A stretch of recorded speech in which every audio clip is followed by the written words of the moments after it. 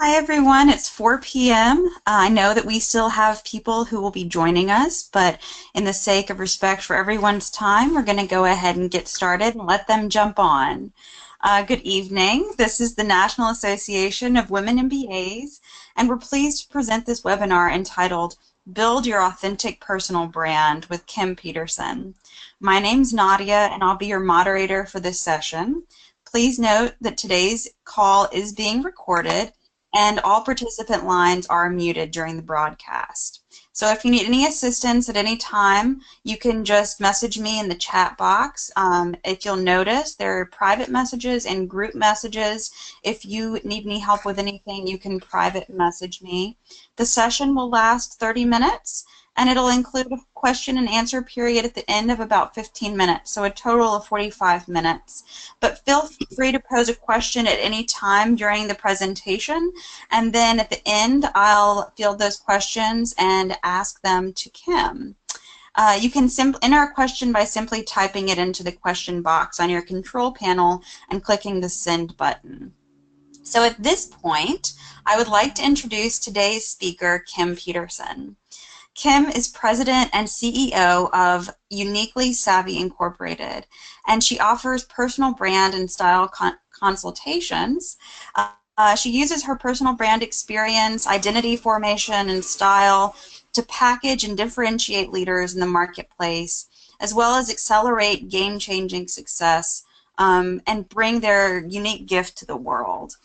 Kim has an amazing story and has had her own personal experience of transformation, as well as incredible success with people around the country. So without further ado, I'm going to turn it over to Kim.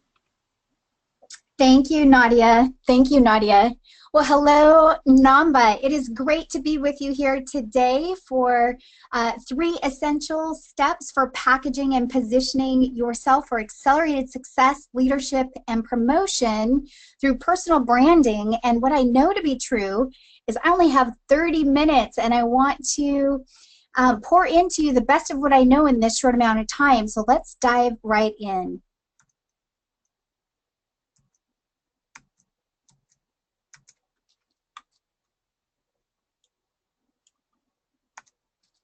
Nadia, can you hear me? Yes, I can hear you. Okay, stand by because for what, oh, there we go. There we go. All right, ladies, thank you for your patience. We're rocking and rolling. Okay, so if you are the type to follow an agenda, we are going to spend a few minutes talking about the definition of what a personal brand is. We'll answer the question, what's in it for me, so you know the value of honing your personal brand.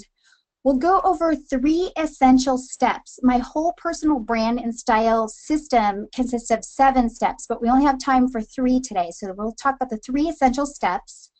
I'll share with you some case studies so you can see how this comes together for real women just like you.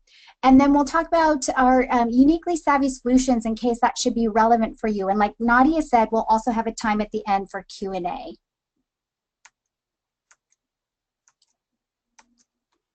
So Nadia, I don't know. There we go. Okay, so here's the big idea, ladies. Owning you as your brand and uniquely packaging it for differentiation is your compass for achieving accelerated success with greater ease. Let me say that again. Owning you as your brand and uniquely packaging it for differentiation is your compass for achieving accelerated success with greater ease. Now, who wants more of that? I know I sure do. So let's talk about personal branding. Many of you have probably heard of this concept before, and what I want to emphasize is that personal branding is a marketing process. It is a proven marketing process, and it is the practice of people marketing themselves and their careers as a brand. So what I do as a brand strategist is I help you package the authentic layers of you and position you in the marketplace for differentiation. And we'll talk a little bit more about that. So my question for you is, what's your brand? I want you to know that you are your brand. And everybody has a personal brand, whether they manage it or not, or whether they are strategic and intentional about it or not, everybody has a personal brand. So what's your brand representing? How people experience you as your brand is through the way you speak, act, look, and live. So think about your client experience or the experience your colleagues have, people in your community. What they're experiencing is the brand called you. And the way they do that is through the way you speak, the way you act, the way you look and live. So what do I mean about that? Your speech could include your positioning statement, your elevator speech, which we'll talk about, but it will also be reflected in the way you confidently speak or not. It will also be reflected in your tone of voice and your delivery. How you act includes things such as your follow-through, your integrity, your level of professionalism, your mindfulness, and more. The way you look, consider this. If you were your brand, I want you to think of your wardrobe and your appearance as your brand packaging. And the question then becomes, does the language of your look accurately reflect the story of your brand? But your look also includes things such as your website and your profiles and your cards and your email signatures. But for today, we're just going to focus on wardrobe and appearance. And then lastly, how you live really reflects, you know, are you raising your hand and are you showing up with confidence? How do you come into the office every day? How are you interacting and engaging with your community? And the goal is you want to be, and I have to move this, there you go. You want to be cultivating the 3 C's. And the 3 C's stand for clarity, constancy, and consistency. You want to have a clear message about who you are, who you serve, and the value you represent. And you want to be consistent in how you're showing up, online or offline. And you want to be constant. And constant really is talking about how often are you adding value? How often are you contributing? So your brand experience, again, is communicated through the way you speak, act, look, and live. And you want to cultivate that through the 3 C's, clarity, constancy, and consistency. Okay, so ladies, if you will, I'm going to ask you to close your eyes with me as I read to you what some of these benefits are, because I believe in the power of visualization. So I want you to imagine, if you will, if you are owning you as your brand, your unique skills, your talents, and your strengths, and you were showing up on a daily basis, these would be some of the benefits you would experience. You would stand out in a crowded marketplace. You would achieve your goals faster. You would increase your leadership and personal effectiveness. You would increase your promotability and your bottom line. You would affirm the strengths of your unique genius. No one else is like you. You would articulate your competence, trustworthiness, and confidence. Inevitably, you would live more empowered. You would create a proxy to keep you in the running even when you're not around. And you would get seen and heard for all the right reasons and attract more of what you really want in business and in life. I love that. Oops. So when people come to work with me, they do want to position and package themselves for greater success and promotion, and they want to increase their confidence. They want to increase their personal effectiveness as well. I love this quote. It says, "When the roots are deep, there is no need to fear the wind." And what I want you to know is that while personal branding is a marketing process, it also helps you to grow deep roots. And the reason being is because you're asking all of those questions of you. You're getting consciously connected to, again, your skills and your talents, your professional story, your personal story, the things that make you unique that no one else can bring to the table. So I want you to think about this: is when the roots are deep, there is no need to fear the wind. I also like that because it helps to remind me to tell you that when you own your own brand, there is no comparison game. You're staying in your lane and you have nothing to fear. So here are the 3 essential steps. Actually, let me backtrack and say that the 7 steps that I take people through are reflected in the acronym BRAND ID. And today, the 3 essential steps are just 3 components of that. So R is about reconnecting with your story and your truth. When you do that and you ask yourself all of these discovery questions, it's going to unearth your unique genius and your why. Why are you in the field that you're in? Why are you wanting that promotion?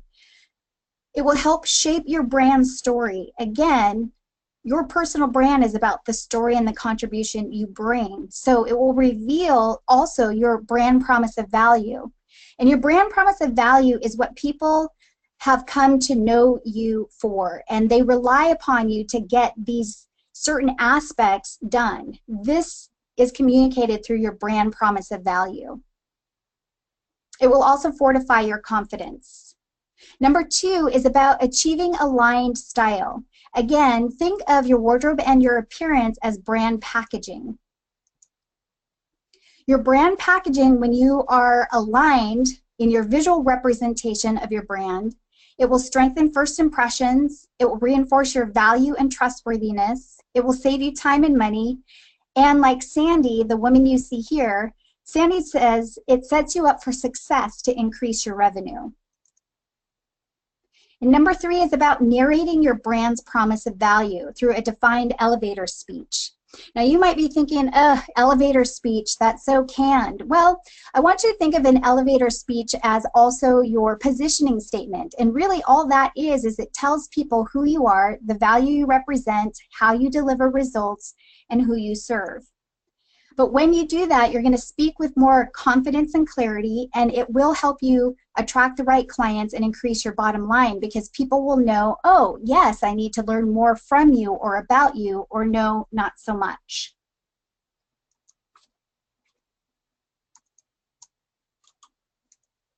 Oops, you got a peekaboo at that picture. So here is my case study to share with you essential step number 1, which is reconnecting with your story and your truth. So I have, well, let me say this, as you probably know, many personal brand strategists, many image consultants, but we all have very different stories and backgrounds and bring something different to the picture. So when you look at my story, and when I had to do this for myself to see what differentiates me, is I was adopted back in 1971. I'm the little one with the white dress sitting on her daddy's lap. And I was adopted back in 1971 into this family, but by the time I was 6 years old, my parents divorced, and most of the kids went to go live with my dad, and I was left behind again. And at 5 years old or 6 years old, I was suddenly an only child once again. But what that did for me is it just, at a very early age, I learned I was unworthy and I was unlovable and I didn't belong. I didn't belong with my family, my birth family, my adopted family, in the white community, in the black community. Boy, was it tricky to be me back in 1971. I was heavily judged and teased, and I didn't know how to deal with my emotions. So you can see me. I was very overweight, definitely understyled. I was growing up in poverty and condemned housing even. I wasn't enough for sure, and I was a freak in my own skin, never comfortable or confident, definitely not wearing the cool kid clothes, and just really never belonging. And that really had an impact on my identity and how I showed up in the world. But when I was in middle school, I came across this verse, and it was in a little Bible, as a matter of fact, and it says, you know, you are fearfully and wonderfully made, no matter your life circumstances, no matter the color of your skin, no matter. When you were young, you know, I knew you. You're fearfully and wonderfully made and worthy of celebration. And that changed my whole perspective on my identity. And I started to turn my nickel into a quarter as I started to have a sense of hope. And I thought, well, how do I dress my body and my fearful and wonderfully made? How do I celebrate me? And so when I did that, you know, teachers started treating me differently, so did students.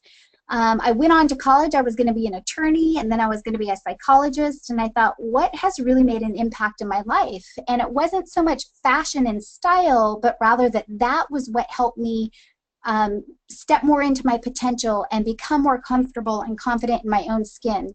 So I majored in fashion, majored in management, minored in business, and started my business called Uniquely Savvy, and that was 17 years ago. Well, wouldn't you know that uniquely savvy means fearfully and wonderfully made? And that's who you are. That's who all my clients are. And that's how come I work to mine the truth and the uniqueness of who they are and package them and position them accordingly. So why do I do that? Well, when I first started my business, I was only in image and style. And then when we had the great recession, I had to branch out. Well, when I started my business homeless. I definitely didn't have any money. I had a lot of obstacles, but I figured out how to champion myself and to be an advocate for myself and figure out how to step into my potential and dress accordingly for my role and to package myself for the clients that I wanted to attract. I later began to really step into my purpose, and I was able, through packaging who I was and positioning myself in the right ways in the community and in business, I was able to build a sustainable business and brand, and now I'm passionate about doing that for others as well.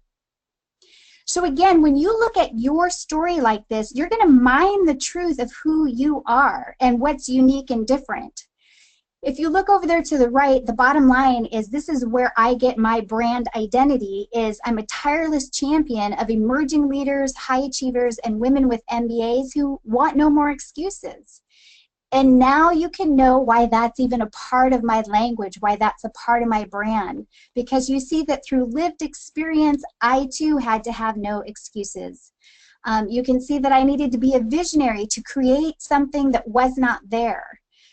You can see that I am both creative and strategic in my approach, and that I'm very solution-oriented, and I deliver results across a wide variety of platforms. What is your brand story? You're going to find that by diving into essential step number 1.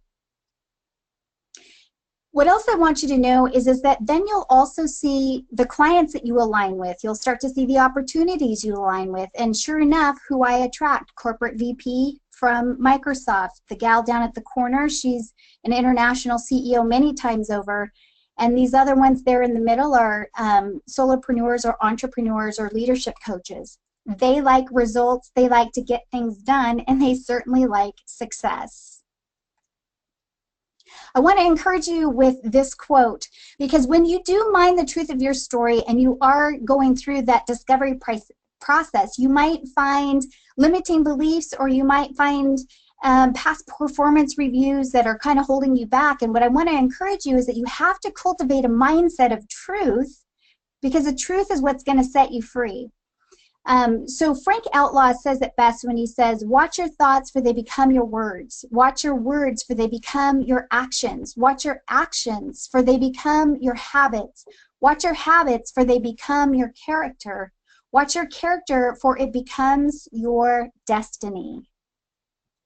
I hope that's encouraging to you. What I want you to know is that if I had the mindset of that little girl who felt unworthy and unlovable and was judged and teased and didn't feel like she was ever going to be enough, there's no way I could be successful in my business 17 years later. So I have that encouragement there for you. Essential tip, step number 2, is about narrating your brand's promise of value through a defined elevator speech. There's a national brand consultant by the name of Glenn Lopez, and he says if people don't know what your brand is, if they don't understand who you are and what you do, that's actually your problem and not theirs. So it's up to you to narrate your story. And so what you want to do is you want to also think about, again, who are your clients? How do you deliver results? Who are you? But you also want to consider your values, and you want to incorporate your values into your positioning statement. And values are so important, and the reason why I put this in here is because values will determine what you say yes to, what you say no to, promotions that you want to go after or not, volunteer opportunities. Values will drive your decision making in life. I love this quote. It says, values determine our decisions and guide our lives. The more that we choose our goals based on our values and principles, the more we enter into a positive cycle of energy, success, and satisfaction. So values is a big part of personal branding. This is a case study. This was a seasoned realtor, and he attended my personal branding workshop. And one of the things that he worked on in that was his positioning statement, his elevator speech, because he said, you know, I'm successful because people constantly give me referrals, but I don't know how to talk about what I do. I'm not confident about that, or if I'm just randomly networking. So we crafted an authentic positioning statement that included his values and who he serves and the results that he delivers. And within 3 weeks, he had a return on his investment of just $8,000 just 3 weeks later. And it's a really cool story, so I'm going to share with you really quickly that he was in a Safeway produce section of all places, and he was talking to a couple and asked them to help him pick out a pineapple. And through that conversation, he found out that they were pre-approved for a house, but they did not have a realtor. And that is exciting news for any realtor, because if it's a good fit, well, then that's a perfect new client for him. So he said that he knew he had that elevator speech, and he had to make a choice if he was going to be courageous and bold and use it, and he did. And he was able to articulate his value and tell them how he did that and told them who he serves. And they said yes, they wanted to work with him. And oh my gosh, I got a late night text off of that, you know, oh my gosh, I feel like a kid who's tried something new and has succeeded. It works, Kim, it really works. And yes, it does. That's the value. I want to also be clear that even if you're not a solopreneur or an entrepreneur, having a positioning statement within corporate America, within your organization, is still very, very key for when you are doing internal networking or when you're at meetings. It's just a way to position your value. I'll just share a blip of this, and you'll have this as a recording so you can go back and kind of study it and see how it all comes together. But the highlights in green here are some of my the attributes or the things that people have come to count on from me, and they're in my elevator speech, right? And this has a few tiers. So if someone said, hey, you know, what do you do? I might say, oh, thanks for asking. You know, emerging leaders, high achievers, and women with MBAs who want no more excuses tend to work with me when they are ready to own their unique genius and want to package and position themselves for differentiation, accelerated success, and leadership and promotion in the marketplace. And then it just kind of goes from there. If someone says, oh, well, tell me more, I would say, oh, you know, I am a tireless champion of people who founded my image consultancy 17 years ago while homeless. And I take a very holistic approach to helping professionals excel with clarity, focus, and strategy through my signature personal brand and style system. Now, I want to just throw out to you that the reason why some of these little nuggets are in there is because without giving a big story, they can say, huh, well, no, I see why she says she's a decisive champion of people. She was once homeless, yet she's had her business for 17 years. Wow, I want to talk to her more. She probably has some pearls of wisdom for how I too can take my business to the next level and succeed as well. And then there's some other things in there, but hopefully that gives you an idea and you can see how you can start to connect the dots. Okay, style. Rachel Zoe says, style is a way to say who you are without having to speak. And that is absolutely true. And that is, you know, the reason why it's essential to make sure that you have an aligned wardrobe that speaks the language of your personal brand. So let's dive right into that. Essential step number 3, achieving aligned style. Again, this is going to strengthen first impressions. It's going to reinforce your value. It will save you time and money and increase your bottom line. So what Sandy and I did is we worked together to come up with her brand attributes and really look at her unique genius and figure out what differentiates and separates her from other realtors in the area. And then we took all of those brand attributes and we translated that into a signature statement of style. So we were intentional, making sure that the language of her look actually spoke to, you know, that she is approachable and she is current and up to date in the marketplace, and as well as some other things. Then we looked at best practices for dressing to fit and flatter her shape and her coloring. Then we got into her closet and did an audit, decided what we needed to keep, what we needed to alter. We created a shopping list, and then we went shopping to pull it all together into one cohesive package. So Sandy says, hiring you has been one of my best investments. Benefits run deep. First, it was a gift of time. She was no longer wasting time in the morning, but she could get dressed in 5 minutes or less. The gift of confidence. She said when she felt like she looked good and she looked the part, she felt like she could take on the world. Next was the gift of her best year ever. She had achieved an audacious goal. In 2014, she increased her revenues by 40% and then turned around and had another 40% increase the next year. So what about you? What are your personal brand attributes? You know, you can look at this collage and see several different men and women who all have a distinct, unique look of their own, because again, it's not about looking like somebody else. It's about packaging yourself with a visual statement of style that speaks to the uniqueness of your brand story. So are you the total package? Have you defined your brand identity? Is the way you speak and look in alignment with your brand story? If not, no worries, but what needs to be added, changed, modified, or created differently? I wanted to share with you a couple of tips. Here's what senior execs say about unkempt hair. It says, good hair is a proven business winner. Don't believe me? According to a Harvard research study, a good hairstyle is a professional's most important physical attribute. The study discovered that 83% of senior executives said unkempt hair undermines a woman's executive presence, and 76% said it detracts from a man's. Can you believe that? I mean, I know that hair is important and it's significant. I certainly, mine is a big process, so I go and get it done every week for this purpose. But I had no idea that it's saying that it undermines a woman's executive presence to the degree that it does. So there's a tip for you. A next tip is invest in your professional development, no matter what that looks like. However it is that you can afford the time, the energy, or the resources, you know, invest in yourself and in your career. So it may just be something as simple as an updated haircut, updating your wardrobe. Maybe you need to define your elevator speech so that you can position yourself better.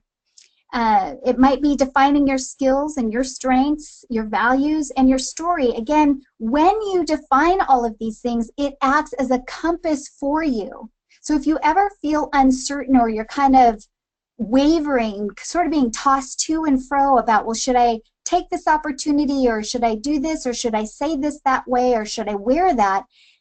Owning your personal brand takes a lot of those question marks out of the process, okay? So coming around the corner, a couple more case studies. This is Deanna Nowodnik, and she actually has a 30-year career in the financial services industry, and she also is an author. She's had a couple of books written. She started her inspirational speaking, but she was feeling very stuck and kept that on the back burner until she met me, and she said, with your help and guidance, I've been able to target my audience, pull together an empowering positioning statement, align my wardrobe, and move forward as a speaker. And that's a lifelong goal for her. And she put that on the back burner until she was 63 years old. So here she goes, and I couldn't be more proud of her. Again, this is Elizabeth. You saw her picture earlier. We worked together last year. She's a senior sales executive at Chicago Title, and she says, I exceeded my revenue goals by 30%. Last year was her best year ever. And she's been a top producer for over 20. So that's quite amazing. And with Elizabeth, we just did styling and visual branding. I just talked to Elizabeth last week, and what's really super fun is she said, you know what, Kim, that 30% last year, I am blowing that out of the water this year in 2017. So that's what I hope for you all too. So you may be asking what's next, and if you are, I want you to know that we do have a comprehensive menu of solutions for virtual services or in person, everything from first impression analysis, personal brand analysis, creating your elevator speech, helping you define best practices to fit and flatter your shape, and so much more. But I did want to invite you to receive a complimentary gift. Remember I told you that I actually have 7 steps for building your authentic personal brand for success, leadership, and promotion, but today we only had time to talk about 3 of them. If you're interested in the rest of them, I'm happy to email that to you. If you want to email me at kim@uniquelysavvy.com and then just put in the subject line 7 steps, I am happy to do that. And then lastly, if you know that you want to take a little bit more of a deeper dive, I have a special event promotion just for non-national. It's quite amazing. It's a $97 promotion for a first impression analysis with targeted tips. So you're saving $150 on that. And basically what we're able to do is have a discovery session, impression analysis, and really evaluate who are you? Am I getting a sense of your brand? Do I understand what you do and the value you represent? We'll look at your wardrobe and appearance and talk about how that is in alignment with your brand, or if it's not, we'll give you some targeted tips to help you on your way. And lastly, we're going to take a look and see if you are positioning yourself for attracting the right opportunities and promotions. And we're going to look at your elevator speech for sure, your positioning statement. You may not even have one. Most people don't. But if you have something that just gives a little blip, maybe it's your bio, it's that piece that's speaking to who you are and what you do that we'll take a look at and see if you're positioning yourself for attracting those right opportunities. And if not, what are those key storylines, or what are the key phrases, or what are those differentiating attributes that we can pull out and help you lead with. So those are some of the service solutions that we have. And now, Nadia, if there are any questions, I am ready. Yeah, that was great. Thank you so much for that. You're so welcome. There were a couple of questions. So someone asked, are the essential steps different for a middle-aged woman who has had some career missteps and needs to recover self-confidence? It seems that your client examples were of very successful professionals. Right, that is a great question. And they are successful because of the work that we've done and the work that they have done. If you have had missteps, or even if you're in transition, personal branding, yes, is absolutely the route to go. And here's the reason why. Twofold. One, again, remember it's a process, and it's also very much a self-discovery. So these individuals took where they were, and if I had time, I would have showed you more examples and more pictures and more stories of some other folks. So I'm sorry I didn't have time to do that. But especially that essential step number 1, where you're mining your truth and you're looking at your professional story, you're looking at limiting beliefs, you're looking at past mistakes, and you're assessing them and you're putting them in the right place, right? And rather than looking at them as mistakes and failures, like, well, what did I learn from that? And how can I take what I learned and actually bring that and spin it into more of a positive aspect of my brand today? So absolutely. I mean, and if you look at my story, let me just reiterate this. Listen, I could not get more bottom of the barrel being homeless at 29 years old, homeless, coming out of a toxic marriage, literally sleeping on the floor of a home that was on the market. with nobody in it. So if these people look more successful, let me tell you that story of my own, of how I, even when I started my business, was homeless on the floor of a vacant home. Um, and I used that, right? So I looked at my path and my journey and my mistakes and the truth of that, but I've turned that into what's good and positive, and that's why I can lead with that. Because if you're down in the dumps, I have the capacity, right, to understand that and to work with that and to cheer you on to your next level of success. So the answer is yes. So Kim, can you walk us through sort of the process in your mind as you were determining your style? Because what were the values that were in place for you and your narrative that you thought were important in sort of manifesting themselves physically that you really wanted to portray? Sure, that's great. And if I can't, oh, here, great. I was like, if I can technically get back to a picture, that'll help. So part of my brand today is definitely bold. So bold, feminine, classic, approachable, experienced. Um, those are some of them. And this picture is bold by way of the red flowers, and it's a big dress, a big long red earrings, but still I look approachable, I hope, approachable and friendly. But this is a great question, because when I looked at some of my brand attributes, and there are more for sure, and decisive is another one of mine. I'm decisive and discerning. You can see that, the alterations are right on that, the accessories are right on that. It's not overdone, but it is decisive, right? I think you can probably see that. And there's some intentionality there. So those are some of the attributes that I actually use and exhibit day in and day out as a personal brand and style strategist with my clients and with all that I do in business. So it was important that I translated bold, for instance, into my visual. So here you see bold earrings, you see bold use of color,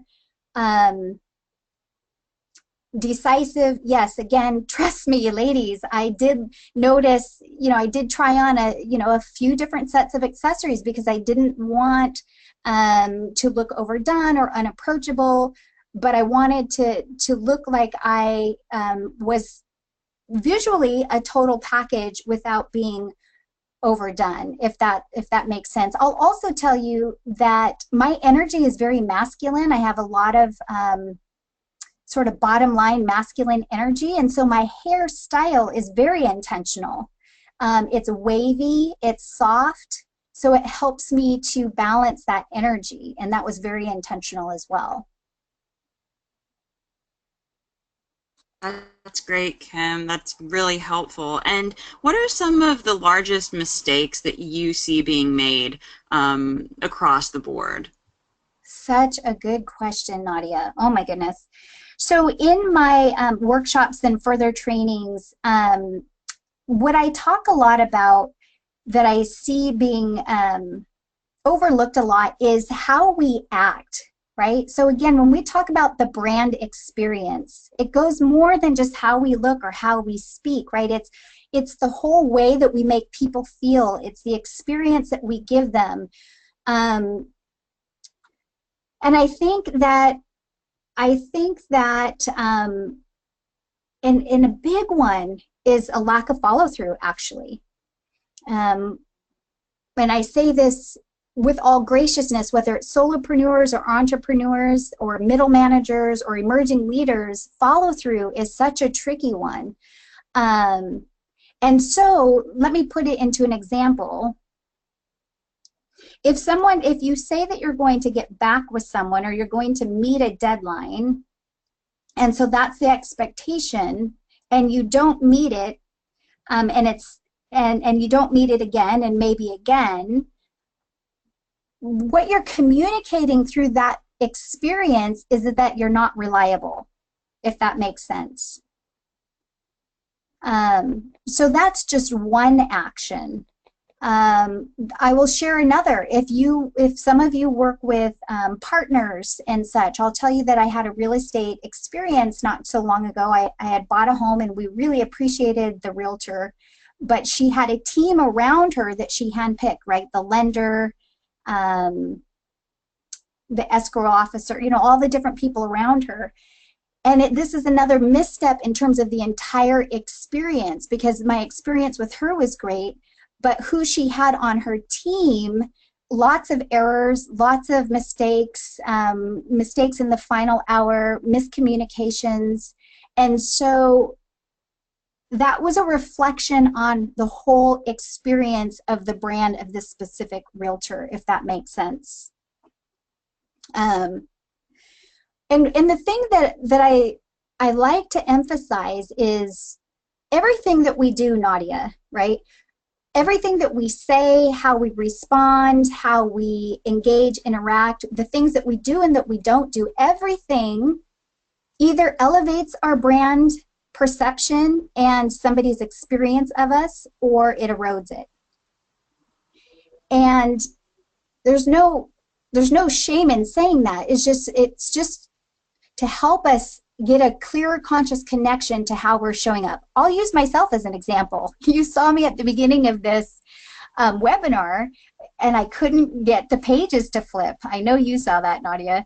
And many of you don't know that this is actually my first webinar that I've ever done.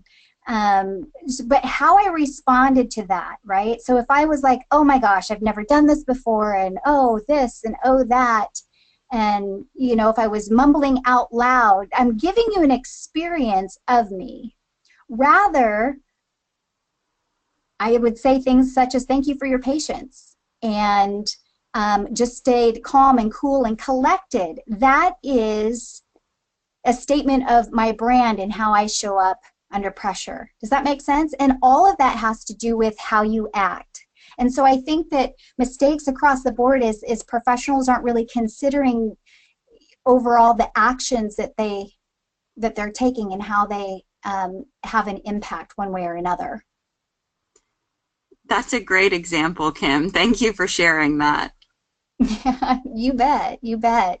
The final question is about communication across generations and how that might be different, specifically in a physical manifestation. And so the example given is, for example, hair. And especially if you have the idea of curly hair and the idea that, you know, because you were talking about hair being very important, and I think what I'm hearing is sort of that idea how hair and curly hair has become more acceptable now, and it's considered more professional, even if it is wild, versus keeping it, you know, what is kempt, what is unkempt, how trends, what place does that have across generations and in the executive space? Yes, that is a great question, and I will say that generational, you know, generational differences, generational perspectives, generational communication is definitely something that in the corporate space you want to be mindful of. And I will tell you that I have excellent colleagues who this is their wheelhouse. So, and you mentioned quite a few different things there, so I'm trying to see curly hair versus not curly hair. Can you define that a little bit more for me in terms of generationally, or? Yeah, so I think what the question was really geared towards was the idea of, you know, ethnic hair specifically. How do you deal with those conversations? Stay true to your authentic self without trying to, you know, change who you are and what's acceptable in the workplace, keeping your stance and keeping your true voice, without compromising professionally. Sure, that's great. And I will just say this, that I am, you know, African American and Asian, and I have natural curly hair, and so I'm saying this from my personal experience and then otherwise. I always say this because for me, what is so important for all of the reasons that you can probably ascertain from my own story and beyond, it's so important to be authentic as much as you can be authentic to who you are and what you value and what you bring to the table. Now, what I know to be true is that within corporate America, right, there are still, you know, guidelines, there are still sticky spots. So I like to say, first of all, you get to determine to what degree you're willing to um, uh, blend, I would say, in that arena, right? And I think that's your starting point, is you have to understand for yourself at, you know, to what level am I willing to blend, or at what level am I willing to bend in that area. Now, that said, I say this. If you want to wear natural hair and it's ethnic, I would say, hey, take a look at it with a discerning eye and see if it's a distraction at all, right? And right, and so you have to analyze that. So what's a distraction? But that's really the main piece, is how we're showing up, whether it's our hair or our wardrobe. Is it a distraction to the overall goal, the overall message? And if yes, then I would say, how can you find a compromise to meet in the middle? Now, that said, I will also say I do believe that in corporate America, we are trying to celebrate diversity more, aren't we? And so I know many women out here in the Seattle market, especially, who are wearing their natural hair and they're wearing their natural curls and they're rocking it, they're owning it. And it is beautiful. It is beautiful and it's inspiring. And it's certainly inspiring to the younger generations. I'm talking gals who are in grade school, middle school, high school, because I have one friend in particular who says that the girls are saying, hey, I look like you. And if you, as a 40, this woman's 46, as a 46-year-old woman who actually ran for office out here, state superintendent, if you can wear your hair natural and curly, so can I. So I think that I think there's a lot that goes into that. Yeah, well, that's a great way to end that. Thank you so much, Kim, for your time and for your energy.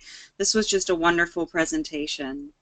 Well, thank you, Nadia. I appreciate it. And of course, I look forward to meeting you at conference and um, all that good jazz. Great. Well, we are going to conclude this presentation with that. And Kim, the recording will be on the website for you guys to watch it, and I'll distribute that along with Kim's discounts that she's going to offer as a reminder. So thank you so much for all of your time, and have a wonderful night. Thank you. You as well. Bye-bye.